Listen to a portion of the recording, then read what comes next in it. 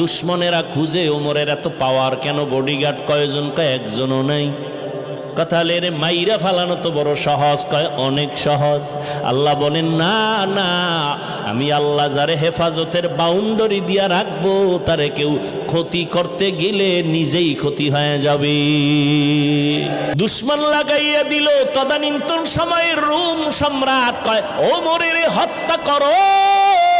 একা পাইলে একাই কোথায় পাও? দেখো খবর নিতে নিতে নিতে নিতে খবর পাইছে খোলা ময়দানে ওমর হাতের বালিশ বানায় একা একা ঘুমায়। কয় তরবারি কই? কয় দূরে ফালায়া রাখছে।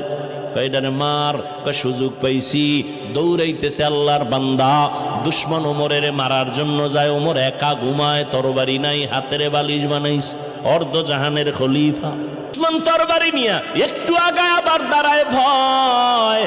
যাইতে যাইতে যাইতে যাইতে কিনারার একটু গেলেই তো কাম ঘটায় দিবে, কিন্তু তাকাইয়া দেখে ওমর একা ঘুমায় না, জঙ্গলের একটা বাঘ ওমরের পাহারা দেয়।